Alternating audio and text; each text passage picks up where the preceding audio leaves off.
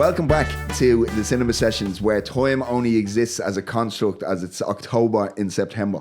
With myself, Keith, and of course... Seamus, hello guys. A Dubliner's Guide to Cinema. And as you can tell by the mood lighting... It's spooky season, yes. If anyone watching us on the video. Halloween is upon us, so we've decided to go pure horror for the next 4 weeks. Yeah, go dark. Yeah, go dark or go home. That's the running through line. And the film we're doing today is... It's become somewhat of a cultural phenomenon in the horror world. And if you haven't been able to tell already, the guy next to me, we're doing Terrifier. We're limiting ourselves to the first film. Yes. Not the franchise. Not the whole thing as overall. Yeah. Because I don't think we could have stuck watching 6 hours of Art of Town. I'll get into it. Yeah. Oh, good grief. Well, for anyone uninitiated, which is... I was not initiated until this was brought up. We'll go into why we're talking about this one. Terrifier is a low-budget slasher horror film from 2016, written and directed by Damien Leone, starring Jenna Cannell, I hope I'm pronouncing that correctly, Catherine Corcoran, Samantha Scafidi, again, hoping I'm pronouncing that correctly, and David Howard Thornton as the sadistic clown Art. The film follows 3 young women on Halloween night who become the targets of a silent, murderous clown figure. The film has a 5.5 rating on IMDb with no official Metacritic critic score, but it has a user score of 6.1. On Rotten Tomatoes, it holds a critic score of 63% and an audience score of 52%. Produced for about $35,000, Terrifier grossed only modest sums during its initial release, but became a sleeper cult hit on streaming and physical media, spawning 2 sequels. On a personal note, friends, aren't the real monsters the CEOs and politicians who control our societies from on high? No, you're just a jealous loser who can't succeed in life. Learn to code, bro. Moving on from that. Keith, why are we talking about Terrifier? So, as anybody who follows the show, we met Freddie on the Coco episode. And when I tell you, he is obsessed. Yeah. Freddie is Keith's son. Yes, by the way. Yeah. Sorry. Yeah. Weird. That was for the fans. My 10-year-old son, he was obsessed with Terrifier, having never seen the film. But there is so much... Let's just reiterate that. Yes. He has never seen this film. I'm a good father. But he has seen, isn't it, breakdowns of it? Yeah. So there's so much content on YouTube surrounding this film. So for instance, like he knows all the kills. He knows when the kills are going to happen. But it's all from... There's like animated like run-throughs of the films. And he's able to quote the thing and everything without having ever seen it. And he's the owner of this collection of Terrifier stuff. And this one, he'll kill me if I don't show it. But this is his own artwork as well. That's copper. And he designed that and everything himself. Like, do you know what I mean? That's how... It's impressive, yeah. That's how deep the obsession runs, like. Yeah, I mean, so... Turn on the light there. I think...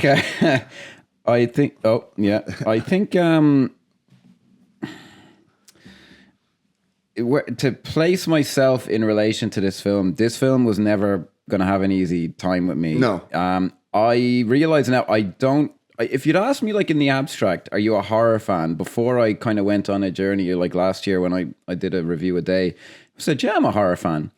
But what I mean is, I think The Thing is great and I love The Fly and I would call myself a Hammer horror fan, which I know sounds kind of wanky and pretend, but I do genuinely, the atmosphere of those films I really like. But in terms of like watching any horror film that's reasonably well done, do I just automatically kind of enjoy it? The answer would have to be no. And I had a very unsatisfactory time with it. I have to say, I think I actually don't like slasher films. And so this film, that's where we're coming from, folks. And if that turns you off, then that's certainly where I'm going to be coming from. Keith, you're actually a genuine horror fan, I would say. I would say so, yeah. Because I mean, like we spoke yesterday and I was explaining like, how did I describe it? Michael Myers' sound. Like I saw the likes of Halloween and the original Nightmare on Elm Street. At the right time in life because I was genuinely horrified. I didn't sleep for days after seeing Halloween. I was about 9 and God bless you, Dad, for not looking at the cert on the DVD case, like, do you know what I mean? But so these type of things have lived with me forever. Like, I'll sit down and rewatch Halloween, the series, the whole lot of them, maybe once every 2 years. That's how much I loved them. Like, do you know what I mean? Wow. And Okay, I'd always return to them. And it was a bit. The remakes, like the Rob Zombie stuff, is nonsense because he tries to introduce a mother into it, and Yeah, they're not great. I didn't like the first one he did, and I couldn't get through more than I think half an hour. Of the second one, like it's not great. But like the more modern remakes, the David Lloyd Green or something. Yeah, David Gordon Green. Is that it? Yeah. Now I quite enjoyed the first and parts of the second one. Now the third one was just trite, Which is the one where they keep saying evil dies tonight? That's the second one. Okay. It's because it's meant to be all about the mob mentality and how because they're chasing the wrong guy. And I only saw the first one of that, and I didn't particularly like it, so I didn't really. I did quite enjoy the first one, and I'll tell you why, because it was a real throwback to the original. Like obviously it's more gore and stuff in it and what have you for a modern audience, but it was a real throwback to the original where it's real. Just there's a spectre in the night. It was trying to be scary. I remember finding some of the kind of comedy stuff which is more of his thing. I find that a bit incongruent with the rest of it. But as I say, I just amn't really a fan of this kind of genre, so it's not really. But then we come to Terrifier. So obviously this is technically our first request from a good old Freddy. Yeah. And because I mean, from day one, anybody who cares to look at the comments and talk about the Terrifier. Yes. So where do we begin? Yeah, I would explain his obsession being tied into the fact he's never seen the film. Because I saw this. I didn't really know much about any of this. I might have heard the name, but I wouldn't have really placed it on any kind of like phenomenon kind of a thing. So when I heard about this, I think you mentioned it's like a trilogy now. And I said, oh, okay. So I looked it up on Amazon. I was like, okay, there's the trilogy Blu-ray box set for 27 quid, maybe. Then I noticed it was free on Amazon Prime. And I'm very, very happy that I just watched it for free on Amazon Prime because it was like 84 minutes. And I think it took me 5 viewings to get through. Like I could only watch it honestly in like bursts. Yeah. And there's something to be said for that though, because I mean, when you think about the generation that it's aimed at, because it's obviously not aimed for people over 25. Like, really, but I'll give it a few kind of caveats up before. Like, it was made for. I was surprised even. I knew it must have been low budget, but I was surprised at how low the budget was. Well, one thing that I will give props to Damien Leone for, the writer director, is it does not in a bad way, but we're essentially watching a student film. Do you know what I mean? With a small, modest budget behind it. Yeah.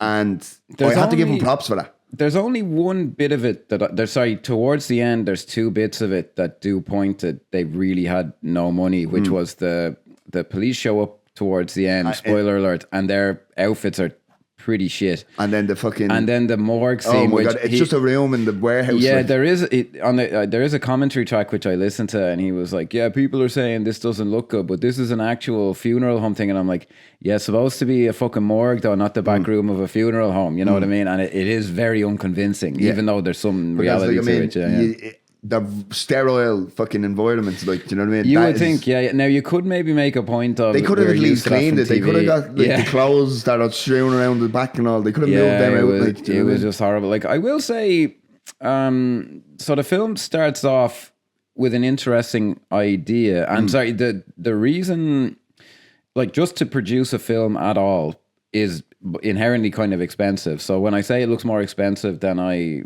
anticipated, the gore effects are the only things that really are quite professional in it. Yes. Some of the acting is okay, I would say. I think we use this term all the time, but there's a lot of the dialogue and a lot of the performances that are kind of forced drafty. Yes. Like, one thing I noticed is, like, they'll be having a conversation or something and there's just one extra line that doesn't need to be there. Like, do you know what I mean? So obviously we'll just jump in. So the film opens up and it's a woman interviewing the only survivor of the Miles County massacre, which is an interesting kind of dynamic. So the woman she's interviewing, her face is very, very badly mutilated. Yes. It's really. And it's not revealed, and it's not revealed straight away because we see her from the back, and it's kind of it's kind of as if this kind of now we should maybe before we very quickly the character of Art, the kind of slasher villain in this has become an icon. Like, there's nothing you or I can say about how bad we think this film is can take away. Like, the film, it's become a cultural phenomenon in horror circles. Yeah, and absolutely. But it's even spilled over into like mainstream. Like this is, I believe, like the second and third one that like some of the highest grossing R-rated. Jesus, really? Horror films of all time. Yeah, well, I will, just before we fuck it, this film felt like 10 hours and it was 85 minutes. The second film is over 2 hours. 2 hours 20, yeah. I don't even have to see it to know that is self-indulgence. Like, no, it's 100% is, because Damien Leone has said himself, his biggest, the criticism that got to him the most of the first one is there's no plot. Which... Oh, so he went plot heavy with the... So he's gone real into like having a real protagonist that you're kind of... Well, that's a step in the right direction, I will say. Yeah, well, we'll maybe go in. Like, the idea of there being a TV show, like a horror movie premise, like the survivors of a horror movie ended up on a talk show. Interesting idea that they just don't really do that much with. Yeah, see, this is where like the first issue I have with the film is, because obviously then we see the interview, and then we see her dressing room. Yeah. And it's her talking to what's maybe her boyfriend or something like that. And she's just like this horrible fucking... She's just horrible. Can you imagine sitting 2 feet from her? I thought she was going to lunge over the table and kill me and all this. Yeah, that was a bit of a weird... Because they don't really... Because originally they just played out that interview, apparently, for like... Again, this is from the commentary track. That scene played for 4 or 5 minutes. And they decided, okay, we'll put it on the television screen and make it as if Art or... kind of villain is watching us, and he's suiting up, because that was a direct reference to Nightmare on Elm Street, like, you know, Freddy's suiting up, he's suiting up. So she mentioned, I thought she was going to attack me, and you're like, oh, what's that mean? Like, where did that come? And it just seems like, what is she talking about, as opposed to building interest in it, you know? And then, so obviously, then what happens is she's hearing, obviously, noises behind the clothes rack and stuff, then you're made to assume, I suppose there's some brownie points for this, you're made to assume it's Art. Yeah, that's there, and it turns out that it's the woman with the horribly disfigured face, which they never go into. I think there's meant to be some kind of thing of like evil is contagious or something. Yeah, because it's not, doesn't it? Because you're like, why the fuck did she just do that? Yeah, do you know what I mean? Now this is she didn't say something bad enough to warrant. Well, it's like on the they don't show us anything on the show that would make you think why she's there. Like the stuff she says on the phone, but I'm like, your one is already in the dressing room planning on stalking and killing her. So whatever she said on the phone didn't matter. Couldn't have fed into that. Yeah. And it does point to, and I'll go into this more later, but on the commentary, Leone kind of says, so she's attacked by this woman whose face is horribly disfigured, and her face is disfigured, and he goes, oh yeah, so you know, she's doing to her what happened to her. And I'm like, that's it, like that's what you're getting. Yeah. It's like and like, look, it's not that that's absolutely awful, but I am like, oh, it kind of tells you this is the mentality of the film, like, you know. And it's a very fanboy film, and I'll get into why I think that's an issue maybe more later on, and why I think it kind of feeds into some of the deeper issues I have with the film. But so intercut with the phone call and with what's going on, we see it's our first viewing of Art the Clown applying his makeup, getting ready, bag full of tricks. Yeah, the design of the Art character, I have no problem with. It's not something I'm going to automatically think is amazing. No, like, but you know, but somebody has, because he has become a cultural phenomenon for a different generation. It's recognizable, like I will say. It's just not going to be something really appeals to me, but like it's. And it's I've got to David Howard Thornton, I believe is the actor's name. Yes, David Howard Thornton. Yeah, and I have to be honest. With a film with so many flaws, he is so good at playing this character.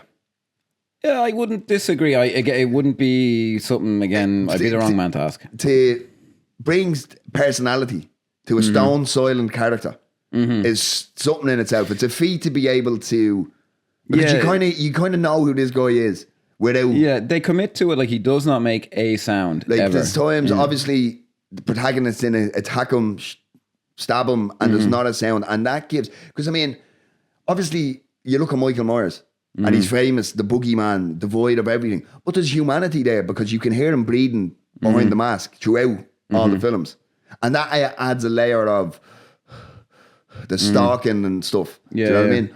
But this is stone silent. Like, I can't reiterate that enough. Like, there's no sound, there's no breathing, there's no because even Jason, who's meant to be silent throughout them films, if you stab him, he makes a noise. Like, and do you know what I mean? it's Friday the 13th where they have like the soundtrack is kind of like his voice. Yeah. It's like, which is, giving it something. Yeah, I get that's something that, so to be like I would be an action fan now, say. So if like an action movie did something slightly different like that, I'd be kind of like, oh, I like that. I like that. Again, a horror fan, I can see them really, like yourself, picking up on that. It means maybe more there. So we go into, it could have been worse now, some of this stuff. So there's 2 girls we're introduced to after this. And if I say that it's not done very well, like the dialogue, I have seen dialogue in low budget kind of stuff. Action, be a lot worse. Be a lot worse. Like, so they're meant to be going back to their car after. Do you ever notice how much drinking and driving there is in American movies? It's unbelievable. Like, I always point to this when this question comes up. It's like, I used to watch a TV show from Showtime called Ray Donovan, starring Liev Schreiber, or Schreiber, or whichever way you pronounce it. And when I tell you he drank a bottle of whiskey a day and was in the car throughout every episode, like, there is no way he was driving a car. Like, it's just weird. Like, I remember in the Aquaman movie, him and his dad stay up drinking all night, and then they drive home in the morning. There's no mention of like, oh, I'm a superhero. Do you know what's so funny though? Is because there's been films and TV shows that have had complaints because characters aren't wearing seatbelts, yeah. But they don't question the 9 drinks he had in the bar before he got into the car. Like, maybe it's not as big of a deal in the US as it is. Like here, it's fucking. Oh yeah, and look, as you well know, we're a nation of drinkers. Like and there is a controversial thing here because there's a lot of isolated kind of country bars and stuff. And how can you get home or how can you get there? But yeah, the 2 girls are just like, let's go get some pizza to sober or something. I can drive home, and I was like, all right. And this is where they're forced introduced to art. Yeah, which I did kind of like that, because obviously throughout you have Nancy in Nightmare on Elm Street, you've Laurie Strode in Halloween, so these are pre-planned, premeditated. I have a reason to be stalking and hunting you.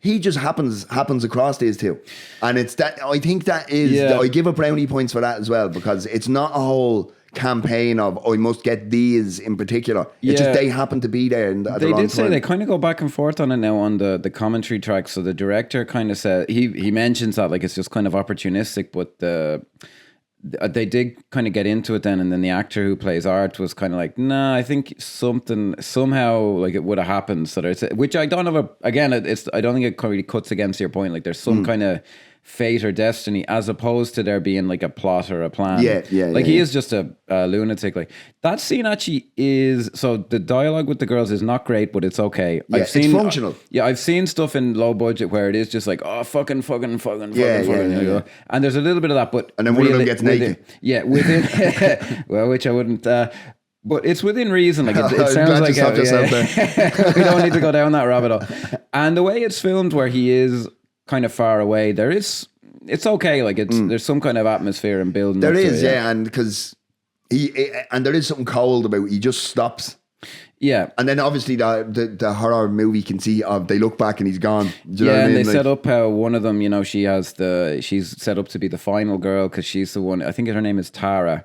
And she's the one who's like, oh, there's something up with that guy. And her friend is the one who's like, nah, it's all good. It's all good. Yeah. Then we get to the pizza place, and this is where I really just started to go, okay, this film is not gonna do it for me. So they're in the pizza place. I do like the guy who's in there. It's a really New York kind of movie. Yeah. So the guy's like, hey, what's this guy bothering? He's on the phone. You? Yeah. And that's all good, and the girls are fucking yapping away or whatever. The only thing is, this is where I kind of went as well. Like, it's too long. Do you know what I mean? Because I don't know in real time, like that scene. Yeah, it goes on. Now, because there is something to be said for when he comes in, sits down, and he just keeps staring and he's doing all the. Do you know what I mean? But it's just maybe a minute or two too long. Like, my main, because there's no way nobody else in the pizza place is gonna not notice that and not go, what the fuck is going on? Now they had to get it up to some kind of feature length. I do just remember thinking, okay, as an idea. For you're sitting in a recognizable place that people would know from their lives, and there's a guy sitting a few feet away from you who's horribly creepy and behaving really weird.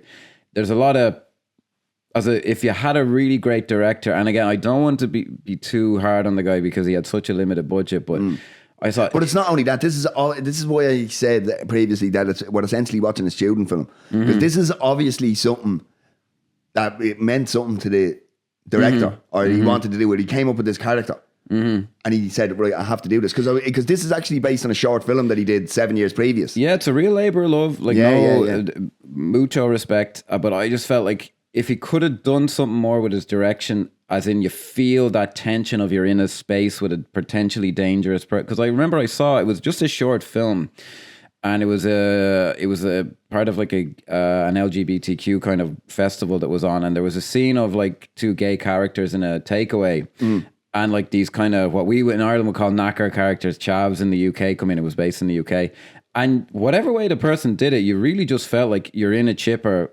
late at night and there's a guy screaming in your face at you, and there was a real palpable atmosphere of dread, and this film has none of that. It just seems to be like, because none of them are tied together in space, like it's just kind of isolated shots of people, and I could do without any time a character takes a selfie in a fucking movie, I just kind of die a little inside. Yeah, like, because I mean, I think, because again, like we've discussed it, it's a bit too long to think, because and she's not Tara, the kind of heroine of the piece, isn't really going enough at what's going on, like, because like, can you imagine if you were in that situation and there was this guy, even if he was harmless and just a drunk guy in a Halloween costume, it's like you'd be like, look at this fucking, where she just stares at him for ages, like, it's like, it's almost like, without trying to sound too harsh, he didn't know what to do in that situation, Damien, Leone, like. Like if I could imagine like just like a handheld shot from over the shoulder, the guy who owns the pizzeria looking at the clown, and like, and then you have some kind of sense of you're in a space and all this. And again, God knows what they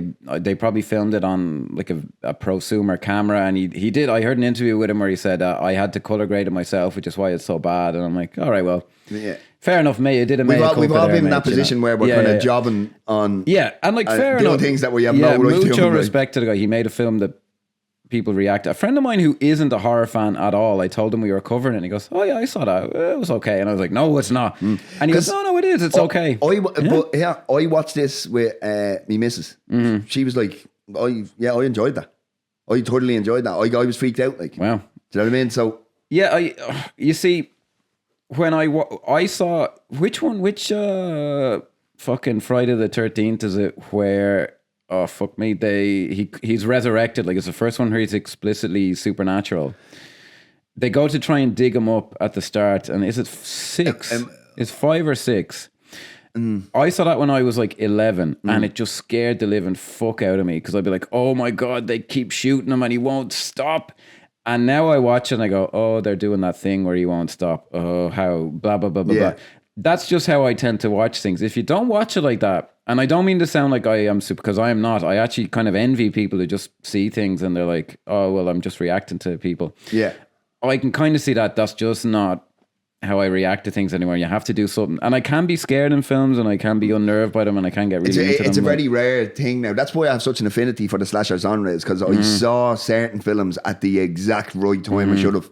And it's just lived with me since, like. Yeah, it is. I miss them days. I remember like when I saw Midnight Run, and I was so invested in the friendship, and it just wouldn't happen now, you know. Like I was so sad when they had to say goodbye at the end and all this. Them days are gone. So then Art the clown goes into the toilet or something, and the guy's like, hey, yo, you want me to throw him out? Don't worry. And he apparently shits all over the place. And on the commentary, this again just speaks to that fanboy mentality where he goes like, oh, I'd never seen a slasher like take a shit. And I'm like, okay. Is that where we're... Did we need to see it? Yeah, that's the... See, this is... But the thing is, because we don't know that until a few minutes after. Like, yeah, and it just... You kind of get the feeling he's after doing something. Yeah, it just kind of seems immature to me, and I know how that makes me sound. Even Tara's friend, he says, oh, he's probably in there jerking off, because we should say he goes over and proposes to Tara. Yeah, he gives her like a ring or something. Yeah, it just goes on so long. I know, it's very long. Yeah.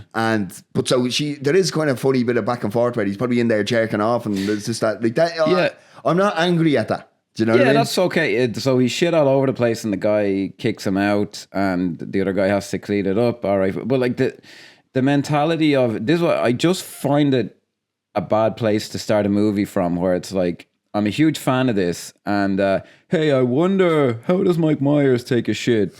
What does Jason do when he's not killing? I'm doing a New York accent, which isn't fair because he seems like a chill guy, your man Damien Leone. But any movie made from that sensibility, it's just gonna have a rough time with me because I said it in an episode about like the Force Awakens. And I'm like, what if you could stop a laser bolt in the sky with the Force? And I'm like, that is not interesting. What's interesting is a new story or, you know, something.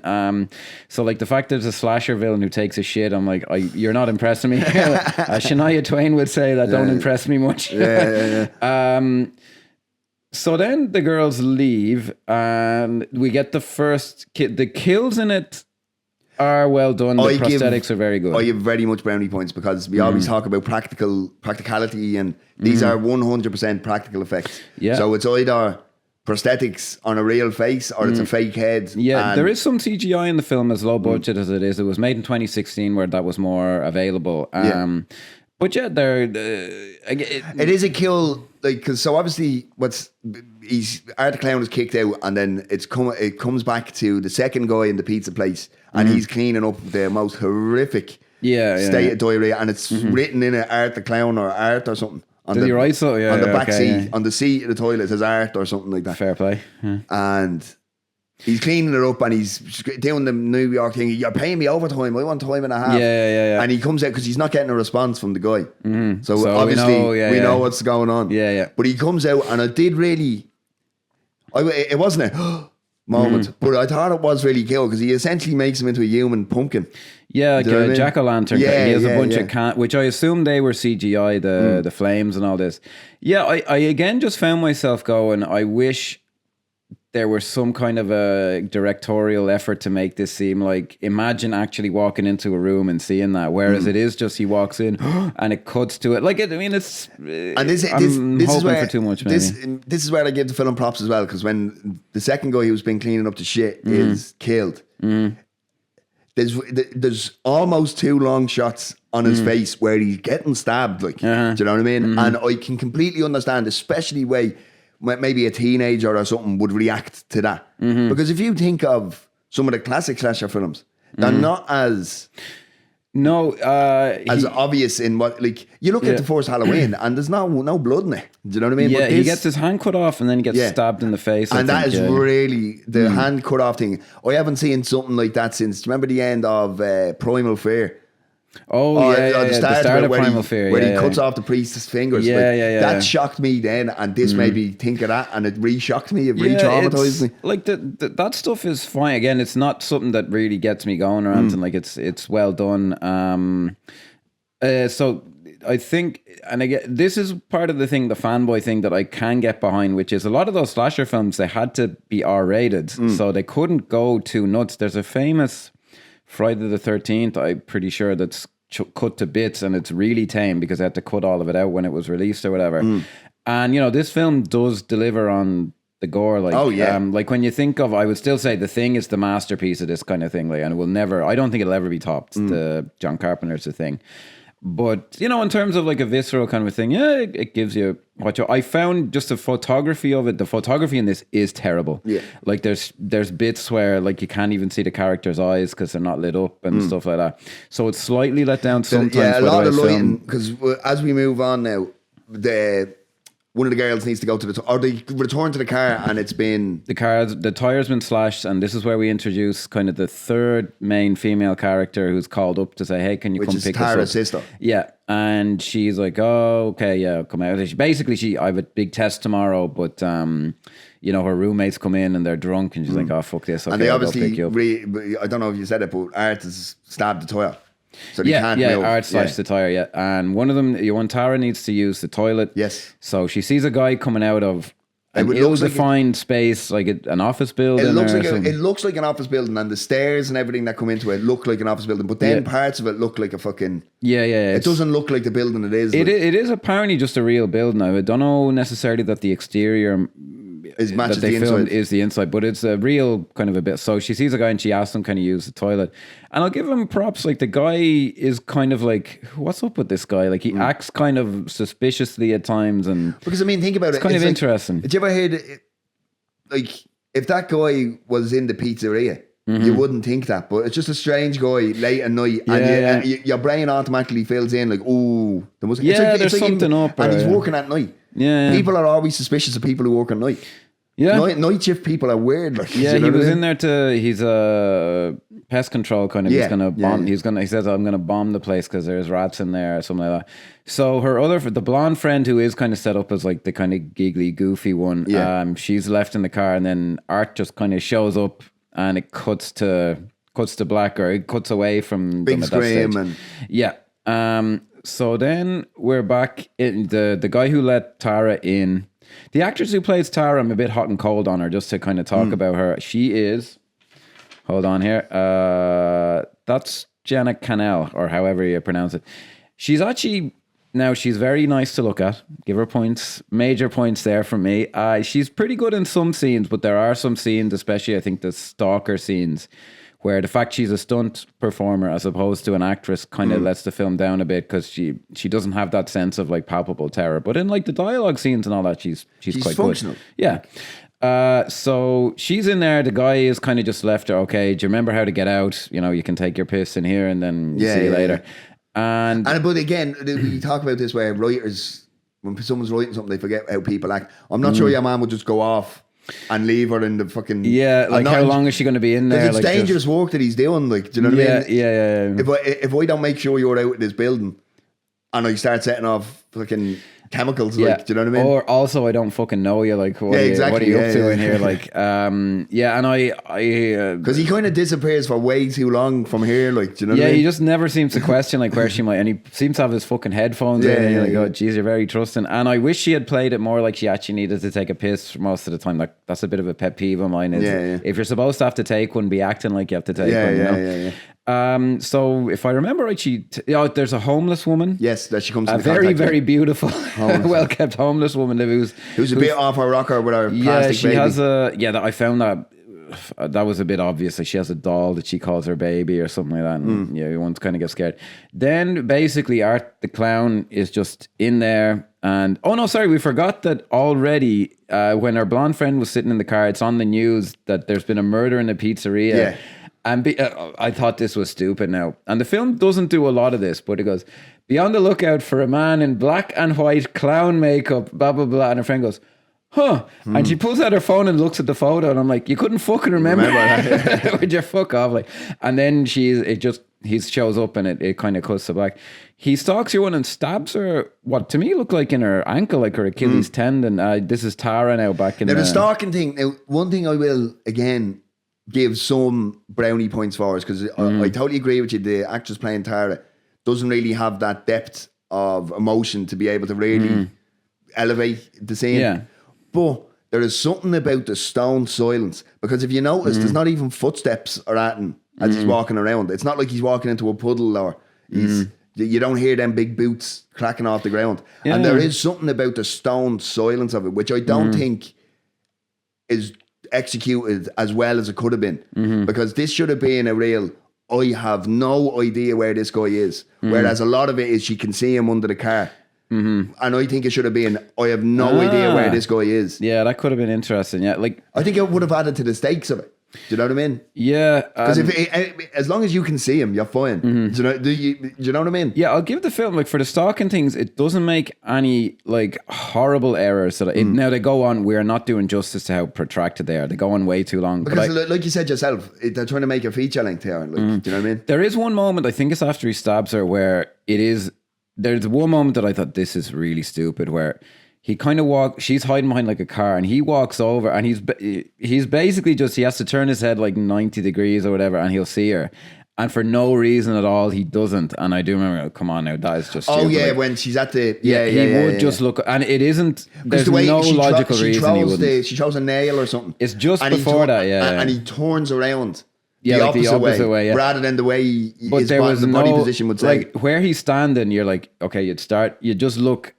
180 degrees. There's no logical reason he wouldn't do it. Because that's the annoying thing about it, is because she throws the nail and he turns back the other way rather than turning the way his body position would say. That's the worst one now. I have seen some of them, and some of them in very acclaimed kind of, I'll actually come back to it later. There's a few Dario Argento films where it is just, or a lot of them Italian kind of slasher things from the 70s, 80s, where the killer is coming at the woman and she's just backed up against the wall and they are just kind of throwing their hand over their eyes and go like, and it's going on for like 20 seconds and you're like, would she not try and fucking stop the guy or do something and it is just like, okay, if you're a slight sexist, you might think this is exactly how women would react. But I'm like, just don't put it on screen for 20 seconds because it's fucking annoying. Like they don't do anything quite that bad, but that moment is I mean, I think obviously the reason why he turns back the other way and doesn't see her is so they can try and build up to where he just pops up behind her. Like, yeah, do you know what I mean? I will say now that was an effective jump scare where she's running all over she's been stabbed and she never really plays that injury, which kind of annoys me because she was stabbed in like her ankle or something. But she sees the bug, the fucking exterminator guy, and he has the headphones in, of course. I'm not knocking all this when I say of course, like it has to be like that. Yeah. The bit where Art jumps out and grabs her did actually get a jump out of me. I was like, whoa, that was actually well done. Like your man, the stalking scenes go on too long, but they are like effective. I mean, but if like we said, like if they do them too succinctly, like all of a sudden the film's 59 minutes. And, it has to be. I mean? Yeah, but they have to be in a way. They have to be drawn out. I keep knocking off the thing this week. I've gotten out that I haven't. Yeah, they have to be nearly protracted, or else you're kind of missing out on some of the tension. But like, now I have to bring because I brought up Dario Argento, and now he seems like a really cool guy. This Damien Leone. He seems like he genuinely does. He comes off like a cool guy who's chill and he's a fan and great. On the commentary track, he's talking to the guy who plays Art, and he goes like, "Yeah, do you ever see that Giallo Suspiria? Gore gets stabbed in the heart so many times, like her heart's exposed, and you can see her get stabbed." He does have. I'm kind of exaggerating his accent, but he does have a New York accent. And that's what I was trying to do with this, make an American Giallo. And I was like, okay, now, as you and I can attest, you're under a lot of pressure just being in a recording booth or whatever. He is so profoundly wrong about what a Giallo is. He does not understand what a Giallo is. He made a slasher film. Giallos are not slasher. There's actually, if anyone cares, the Quentin Tarantino podcast, they have a whole 20-minute section once just describing what a Giallo is. And this Terrifier does not meet any of the standards apart from people get killed in it. It did make me kind of go, what's up with this guy? How the fuck? It was just like, it'd be like someone in English teaching just saying like something completely profoundly wrong. And I'd be like, wait a minute, where the fuck are you? Sorry, there's a it's like, everyone knows I'm an English teacher. There's a qualification course you get. It's called the CELTA. And I was talking to a guy once to interview him, and he kept calling it the Kelta. And I was like, what's up with that, man? How are you getting that wrong? And when he got that wrong, I did kind of go, there's something. What's up, man? I found that a bit weird that he was so wrong about what a Giallo is. But fuck it, that's maybe neither here nor there. Now we get into, so she's been kidnapped. We get into what is, we talk about non-submersible units. This is definitely a non-submersible unit. Like, so she's basically strapped to a chair, and then Art walks over to what looks like a bed sheet, some sort of curtain. Yeah, he does kind of like torture a bit. Like he acts like he's going to hit her with a hammer, and he doesn't. He actually is going to stab her. There's actually something to that. You're right. There's actually because that he's being methodical about what he's actually going to do. They do say on the commentary like if he kills her, then it's over. So he enjoys kind of torturing her and building. I'm like, okay. I don't like it because it's not my kind of thing. But yeah, I get it. There's some attempt at building this character. Do you know what I mean? Yeah. So he goes over to the curtain, and we find Tara's friend, the blonde girl, hung upside down.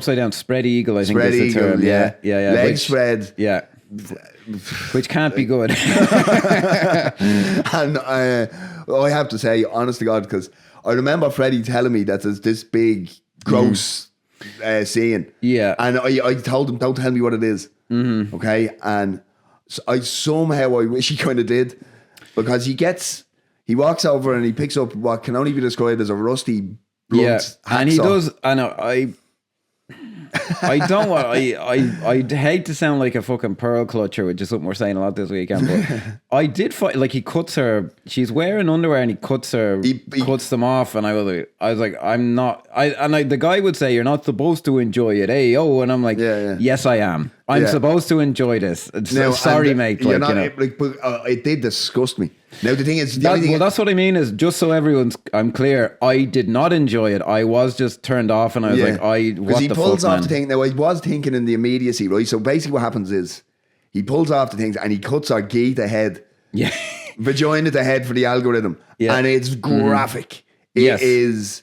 I think actually here's probably some really good editing. Because what's happening is it's intercutting between his face, her face, and the song. And then obviously shots of Tara. And it's very good kind of... Yeah, it's just for what's going on, I think a really good director could have gotten more out of it. Yeah, but for the previous book, think about the previous 15 minutes and how protracted it all is. This is kind of... It's well done. Like, I mean, for what it is, it's well done. And again, practical effects and... Well, when he starts... This will sound terrible, but I found the bit where he cuts her panties off. I was like, no. In I the was immediacy, as he does that, I was like, he's going to smell them or something, or he's going to fucking... that's what I thought was going to happen. I did just find that... Now, I am not saying the film should be censored, and I'm not one of that, but I was like, oh, no, don't do that. When he starts sawing in, I'm like... And any bullshit of like, hey, yo, you're not supposed to be enjoying it. Yeah, I am. Yeah. I'm supposed to be enjoying the fact this... Because it's not real. Yeah. Like, it's a cool effect and all that. Like, we could just... May as well... It's a cool... I don't particularly enjoy that kind of thing. I genuinely don't. But no, I am that's like real gross out fucking torture porn. Yeah, like it's amusing kind of stuff to watch. But I will give him credit. It's like whatever the 35 grand budget, a lot of it went on this. Yeah, specifically. I was surprised that the budget, because it is because it's if it were in a Hollywood film, like that would have cost God knows how much, like maybe like something like that. Like them prosthetics are expensive, man. Because we spoke about recently, especially where films keep returning to the same thing. We'll obviously won't skip anything, but it returns to the same thing quite often. Other different people finding her and stuff, and it kind of it never loses its like, do you know what I mean? Like he cuts her. I don't think he actually cuts her in two. Like he stops just at the forehead. Just at the forehead, yeah. And again, when I say now you enjoy it, like it is just a spectacle, and it's not real, and like he doesn't direct it actually well enough for it to be genuinely disturbing. Like it's just more gross. It is gross, yeah.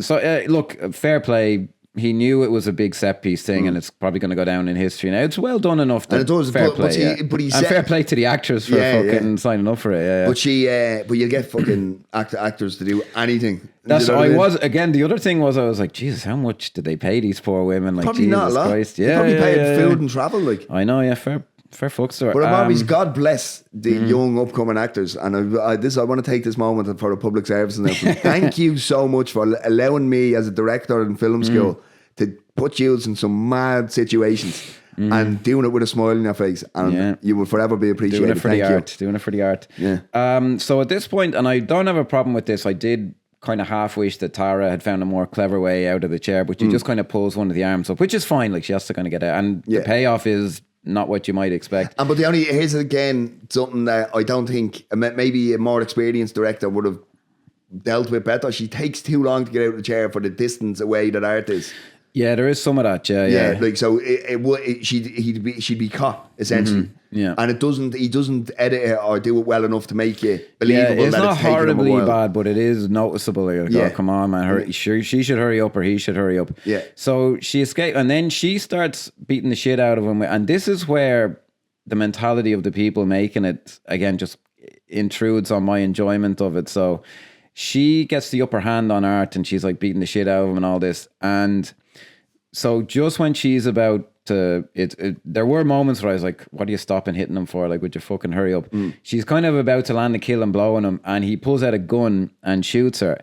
And my problem with it is, it's the kind of thing where you'd be like, hey, yo, imagine the best slasher villain ever. And like, he's so villainous, he'd even use a gun. Oh, he doesn't give a fuck. And I'm like, no, I thought that, because I believe the sister is on the way now to the location. Sis is on the way. She's actually, I think, arrived by this stage. Yeah, I think she's so. Outside. Yeah. And it is because the phone rings. Yeah, and Art texts her. That was another thing on the commentary. They're like, "Hey, yo, he's smart, you know." And I'm like, "Yeah, okay, fair enough." Yeah, you can send a text message. Yeah, like it seemed to me like that's where their energy was in terms of like, "Hey, let's sit down and plan out the ultimate slasher villain." And I'm like, okay, the fact that he pulls out a gun, it doesn't actually say anything other than, hey, we invented a slasher villain who's like more villainous. And yeah, because I mean, they did this in Halloween 4, right? Where Michael Myers, they're all trapped in this house, and Michael Myers is floating around.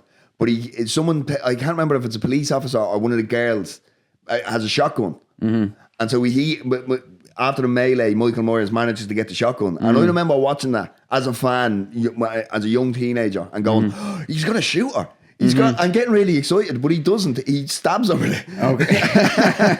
And I was like, oh my God. Well, actually, I got so excited for them to shoot her. A shotgun's actually a big frightening weapon, whereas he just pulls out and they have it's very limited, the effects they had and all this.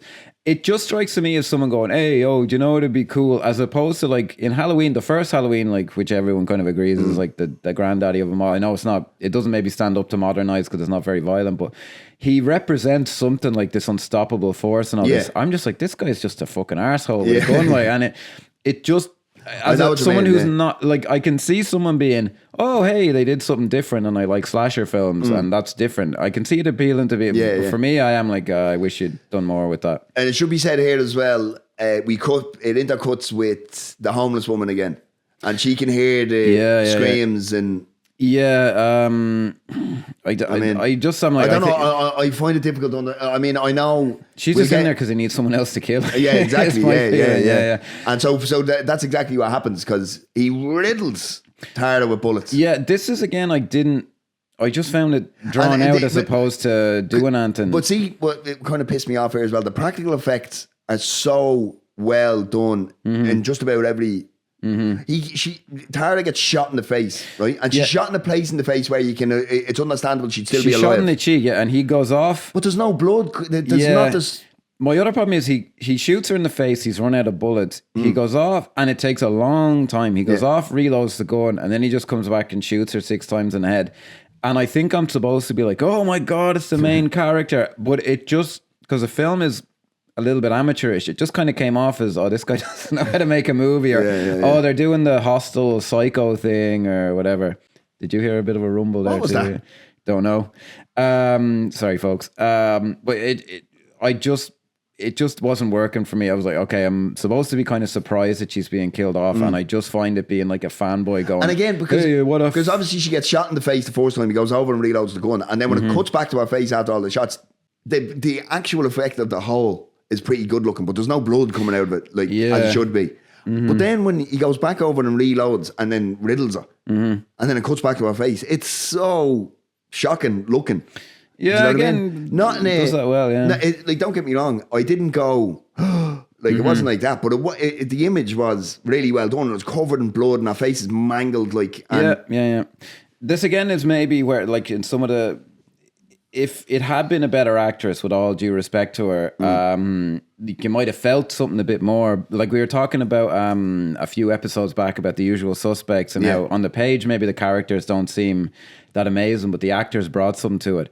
And she's not a straight actress, she's a stunt person. So I think maybe there was something kind of lacking there. You should feel more of an emotional kind of a loss, which you don't really. But then that's character work as well. There wasn't really a character there.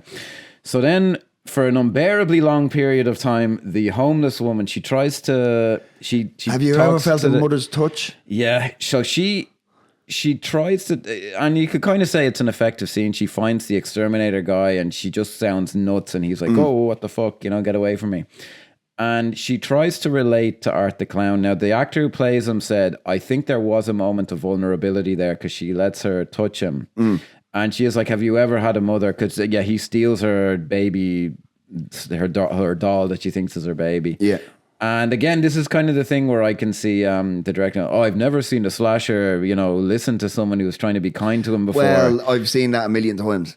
That's happened. Okay, well, you're more of a fan than I am. No, that's definitely kind happened. Of a play on it, yeah. And for instance, at the end of Friday the 13th too, she finds his mother's head, and she puts on her clothes, And okay, gives all it the right. whole, it's more of a play on that.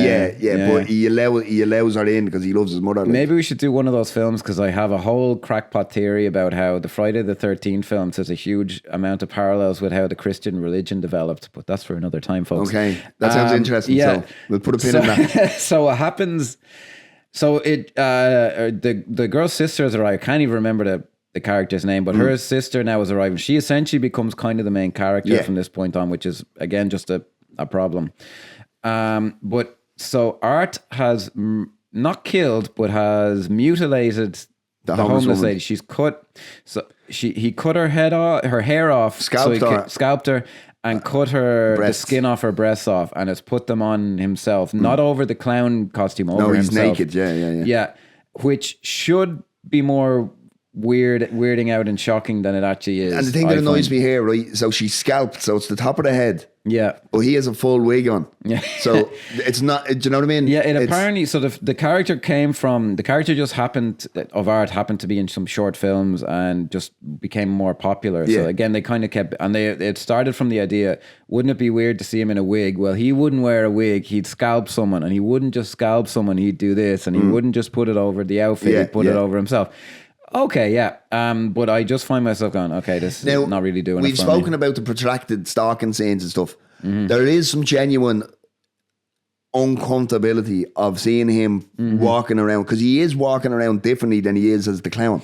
He's a bit more kind of a bit Buffalo Billish. Do you know what I mean? Definitely there's a lot of that He's more female moving in his movement and everything, which I think is a great, because it adds a level of uncomfortability more than I think is the word, because it's kind of like, ugh. Do you know what I mean? I don't know if it's real tension or if it's... Yeah, there is. It's fairly effective, like for what it... But again, it just goes on so fucking long. I know, and because this is where the exterminator guy attempts to ring his friend. Yeah, so at some point during all this, Art has hit the exterminator guy in the head with a hammer. Yeah. And he's knocked out, and he'd called a friend of his who shows up. And they admit on the commentary, I think they had a very low budget, but they did get money from other people. And a guy said, one of the financiers, he liked the movie so much, he gave us extra money. He said, you need another kill in there. So this guy is just in there to be killed. Yeah. And it is quite, again, we talk about the practical effects. It is really good. And it's good, really, because the thing is, when you look at some of the best horror kills, like on what this does, and I think it's part of its lore, is it stays the certain shots that it just stays long on. So the other exterminator guy goes in and he gets his head sawed off. Like, he stabs him in the side of the head, and then he very slowly kind of cuts his head off and stays, rips it up, it stays on it. Like, do you know what I mean? And there's a million things that you could say about it, but there is something to be said for it. Just stays on it, and it's kind of like you could argue that it's too long, but I think it's very much a choice that it's that long. Yeah, well, stuff like that is the good side of the fanboy thing, where he's like, okay, I don't like it when these scenes cut away, or he's like, I'm going to do this right, and that's where the fanboy mentality can be good. Yeah. I would think. Why do you think, though? For example, now, do you know the first Omen film? Have you seen that, where the pane of glass in the guy's head? Yeah. I think that's genuinely shocking and upsetting and brilliant, in its weird way. Whereas this, I'm like, okay. Yeah. Why? Like, of course it is now, because that's a film with an actual story. Yeah. Stakes and like they'd set up a character that you cared about, whereas this guy you don't. And this guy is just some guy who shows up. Like, and it's just fascinating, and like, but I think sometimes but it should be said, I think that's the most of all, like, because I know horror does not get respect in the halls of cinema. Yeah. In a lot of cases, and for a good reason as well. In most cases. But I think it must be the most difficult thing in the world to set up kills in a film where why would you care about this guy? Do you know what I mean? Yeah. Now, because it has worked in the past where someone just shows up and it's killed, and you go, because they usually show up and there's some sort of altruistic, I can help. And then they're killed. Misery and The Shining, for example. Yeah. Well, there is... Again, it's a very difficult thing to do. Yeah, I kind of skipped over there, but I think I hit on the exact answer is because a lot of fanboys, like, and I used to be this when I was younger, you'd be like, oh, that bit in the action movie where this happened, and you just replace that. And what you forget is it's the 40 minutes of like what doesn't seem as sexy character building stuff that really make, now the moment has to work as well. But when, like in The Omen, like the effect is amazing, but also the groundwork to build up to it is very important as well. And they didn't do that in this. And I think, to be fair to the guy, he did admit like some of the like people just show up. And I think he especially said the final girl, he's like, yeah, I didn't really build her up well enough. And so maybe he fixed it in Terrifier too. I will never find out. That's all I can say. But yeah, props. It's not easy to do that stuff. And that was a good kill. And now we kind of re-entered into another protracted kind of stalker scene. Yeah, this just goes on and on. And where did he get the fucking tricycle? Like, yeah, that's because I mean that's the point where I go, oh well, now this is just pure random, like, because it's because that was almost like, because it's just not even believable that you might find a child's tricycle in there. Do you know what I mean? And I just find that there is a moment during this, because I kind of said it doesn't have any of these really bad moments, but there's a bit where, so the exterminator guy is kind of helping her along. He's not dead. He's just been hit in the head. And so they're trying to call the cops, and like in a downstairs basement. Yeah. And the way the shot's set up is they're like 5 feet away from a telephone. And he's like, I'm just going to go call the cops. And she's like, no, don't leave me. And he goes, I'm just going to be right over there. And I'm like, just, again, it might be a budget thing, but I'm like, he's not going far enough away that he would have to say that. And he's like, just stay there for fuck's sake. Yeah, no, but that's the thing. That's one of the things that it's expository. Like, it's like, it's telling and not showing. I bang this drum all the time. Like, yeah, I mean, she would be freaked out, and maybe that, but I was like, oh. I'm always reminded of a scene in Love Hate where Nidge basically goes, I'm going to go outside, I'm going to get in that car, and then I'm going to go to this place, and then I'm going to come back. And I'm like, you could have just shown him getting into the car and going to that place and coming back. You didn't have to tell me that. Like, do you know what I mean? Yeah, well, it's look, Grant, and then he gets killed. Did they make a big thing about? I actually can't remember his death. No, yeah. It's a real kind of. He stomped to death. Like, oh, that's right. He stomped his head in. Yeah. All right. Yeah, he did seem to just kind of take it, and I don't think art was that strong. But yeah, fair enough. Like, it was a good effect and everything. And then so she gets, the cops are on the way. The person I did kind of like the humor of the 911 operator being very like, okay, and what is the problem, sir? That was intentional, and that was kind of funny. So she's getting stalked around, and Art's, of course, just popping up everywhere. And again, there's a moment where I can just see him going like, oh, he's such an evil guy, he would use a car to run her over. Yeah, and I'm like, because okay, it is, because she gets out of the room, this place. And if it sounds like we haven't talked about the location, it's because it's not a very good, memorable location. Because it's just trapped. It's one fucking. Yeah, it is just a real location that they found that they didn't dress. They didn't have the budget. Fair enough. Yeah, exactly. Yeah, and they probably got it for free. You know, or the gorilla did it. Very little. Yeah. Do you know what I mean?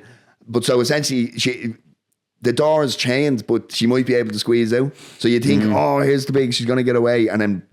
In comes Art in the car and runs her over. For a low budget film to have any kind of a thing like that, fair enough. Now, I think I said it earlier, the only moments where the real low budget, it shows up here, so the police show up here. And they're not dressed very well, but I just want to point out before that, is essentially we learn quickly that this second protagonist, Tara's sister, is the woman from the start. Because what he's done is Art's eating her face. Yeah. Now that was really kind of where did that come from? So he's for no reason. So he's also a cannibal. Like, you know, I'm talking about more for him. Like, so hang on, he's been just slashing all these people up. Yeah, if he'd have cut her up or something, that would have been more in keeping with it. But yeah, that just and he's just sitting there as the cops come in. Like, do you know what I mean? Yeah, and look, it's. It just wasn't my cup of tea. Like, so the cop showed up, he's like, hey, get away from her, blah, blah, but blah, also blah. One thing that I'd say, because it should be pointed out, like the makeup on her at the start is quite good, and at the end is quite good as well. Yeah, it's not very realistic, but it is good enough. But the problem with it is the length of time to do that to somebody's face compared to the length of time he's actually eating our face. Yeah, it doesn't seem believable. Yeah, like yeah. He takes a couple of chunks out of it, but that's not going to completely disfigure her. Like, yeah. And then obviously he's shot then by he shoots himself actually. Oh, that's right. He Sorry. He pulls out a gun and kills himself. And the kid's like, oh fuck. Then, most unfortunately, we cut to like what's supposed to be the morgue or something. And, now, this is where obviously budget constraints and everything come into it. Because it is a real funeral home, but it's not a funeral home that you're in. It's a morgue. It's meant to be a morgue, and it's not very convincing. To put it mildly, it's essentially a morgue is going to be solid stainless steel, or at least now. Maybe we're going by what it is in movies, but when you're making a movie, you're battling against all the other movies that were ever made. So if you're going to go against the grain, you have to do something with it, as opposed to just being like, "Hey, here's a place that looks like shit." And this this is probably the first drafty dialogue. It's like, "Get me a bacon sandwich," and like, And how can you eat that? I was like, "Oh, fuck me." Oh, don't worry, I got you, man. Yeah, and it's so obvious. So you're like, "Okay, he's going to wake up for no fucking reason or whatever." But it should be pointed out. So he looks at. Is it Tara that is with him, or is it the exterminator guy? Yeah, because you go see if he can pick his teeth out from the back of his head. You might have to do a dental thing because of teeth. But that was we opened it up and it was a kill reveal, and the way his teeth and all. Yeah. By the way, just so everyone knows, when I said it's entertaining to see your one get sawn in half, it's not because I'm a misogynist. It's just a cool effect. The same way as your man stomped in head is like a cool effect. You know, that's what I meant, folks. Jeez. And 50 minutes. So later, then obviously he goes over to Art then. And opens it up. Yeah. Now this, for such a low budget, actually works quite well. The way the lights are switching on and off, and I do give a brownie points for that as well, because I mean, essentially, like anybody who knows, there's someone just standing around switching on and off lights. But it works well, and the camera work gets a bit shaky as well. And it's a good effect. Like it's, I remember it being like, I remember being a little like, oh come on, but like the effect of when he wakes up and snaps up, it's like, oh okay, and he just grabs him by the throat, and credits roll. Except we cut to your one sister being released from the thing, and they're like, we are so proud of you, blah blah blah, and then they turn her around, and she's the girl from the opening. It's like, good luck with your interview tomorrow. Dun. Which just makes no fucking sense. Yeah, it doesn't work, like, because it's not played upon at all, like that, right? Because that could actually be interesting. So you've survived the great evil. Yeah, and is it the trauma that made it, or is it the passing of evil? They did this in Halloween. Halloween 4. With the Danielle Harris character. Yeah. So she survives her uncle, Michael Myers, attempting to kill her. And then she goes and kills her stepmother, I believe. And then the film closes with Dr. Loomis trying to shoot her. Because evil, he's like, evil is passed into you now. Like, and that's really, there's something interesting about that, because they fleshed that out properly. But in this, it's just... Yeah, it's just an empty kind of a... It's just kind of, okay. Twist for twist's sake or whatever, And again, like, I mean, I don't think it takes a genius to realise very soon into the film when the second protagonist shows up that she's going to be the one, like, do you know what I mean? Yeah, I did, like... Again, maybe he fixed all these problems in Terrifier too, but I am not watching a 2 and a quarter hour fucking sequel to this film. No way. But no, because apparently, like, he was upset that people said to him that, well, there's no story here. It's just... So he did lean heavy into building more of a world, more of a backstory for Art, more of having a protagonist and stuff, and it kind of showing why he's able to just get back up. The protagonist now is important, because this film really he did say actually, and I think again this points to, although he kind of echoes some stuff you say, but you didn't make a film like this. He goes like, I heard an interview with him and he's like, oh, Michael Myers and Jason were my heroes growing up, and I was like, well, that's maybe part of the reason the film is like, because Art is essentially the main character, and that's not what it should be like, or if that's what you want to do, you have to do more with it. That's true, but if he had done that originally, Art the Clown wouldn't be the cultural phenomenon he is now.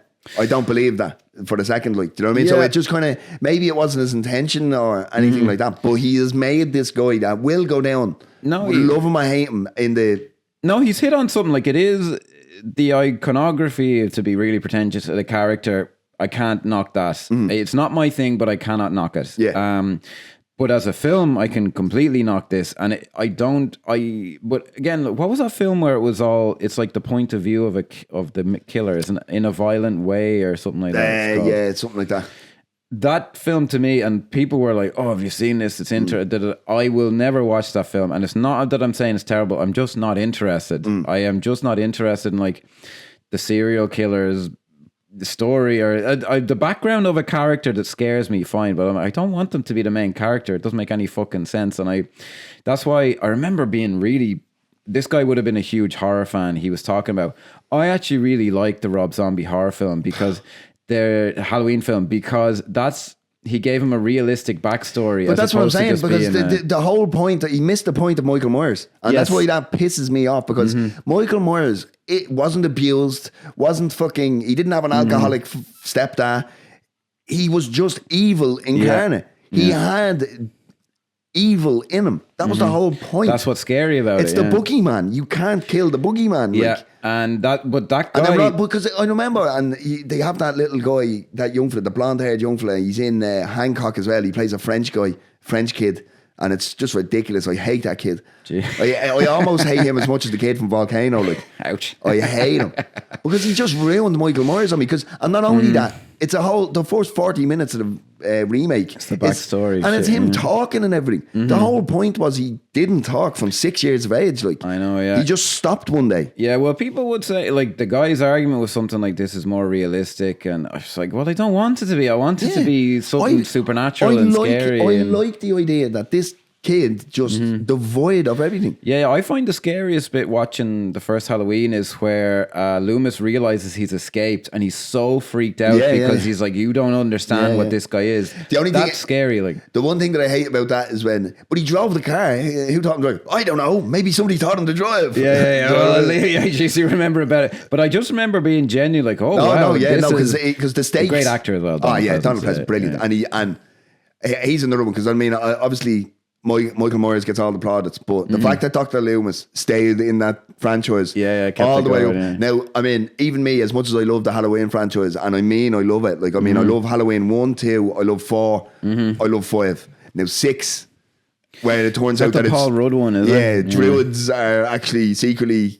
Apparently, we missed. Michael Myers had a tattoo on his wrist for the entire thing, and he's naturally part of an evil druid group who keep him alive. And fuck me. But look, we digress. Yeah. Non-submersible units. I think there's only one. Art the Clown, and your one getting sawn in half. It's only that. Like anybody, if you watch it, and watch it, like, if you want. Yeah.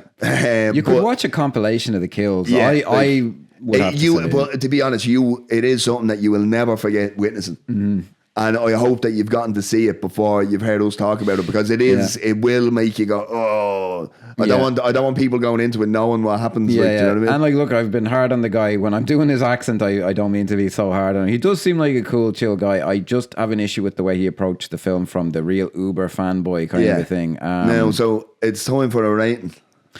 1. Is 0 on the table? Because I give it a 0.5. I really didn't find. I'd give this a 2. Wow. And sui generis, as the French. No, I probably am being generous, but because I just can't. Because I mean, I'm conscious of the fact that maybe this missed us. But this has become a cultural phenomenon in the horror realm. Like, I mean, the third one was made for a budget of 2 million and it grossed 25 million.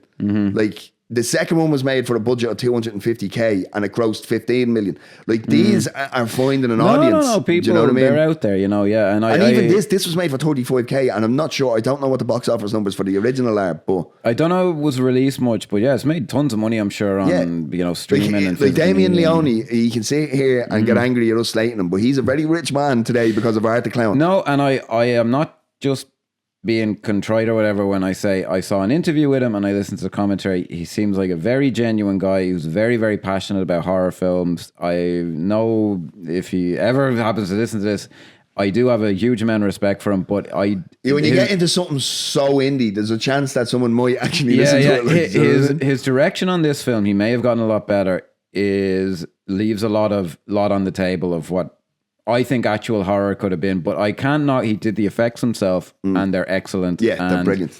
The practical, like, it has to be said, the practical effects in this film are sublime, and they are a real throwback because, like, you go back to some of the earlier Friday the 13th stuff and all, and they're all practical effects. And it's either real weapons on a styrofoam head or fake weapons on a real head, but it's all actually done, and there's props for that. Props to him. And look, he came up with Art the Clown, which is a more successful day's work than Ant and I've ever done. Fair play to the guy. I'm not, but in terms of like an overall film, I can't give it more than like a 1 out of 5. Positive icon. Yeah, fair play. Great design. Now, so that wraps it up for the first of our series of spooky season. Spooky season has arrived, etc. What did you think? Should we watch Terrifier 2? Would we change our mind on the first one? Because I have a feeling this might get some pushback. Do you know what I mean? Because he is an adored character. Yeah. Do you know what I mean? Yeah. There's nothing that can be said about it. Like, look, guys, if you disagree, I don't feel we've been unfair, or if certainly haven't been dishonest in our feelings. But poor old Art, that was unintentional. Yeah. But let us know, like, why are we completely missing the point? Like, just to mention, the John Woo film Hard Boiled. For fuck's sake, have to bring it up. I think that is my cousins watched that and they just roll their eyes and like, what the fuck are you watching this shit for? Is that what's going on here with you guys? Please let us know, because I would like to know. Yeah, 100%. So we'll keep mentioning Hard Boiled, Keith. Next week we've got have another spooky session for you. So hopefully you'll join us for that, and we'll see you on the next one. Peace out.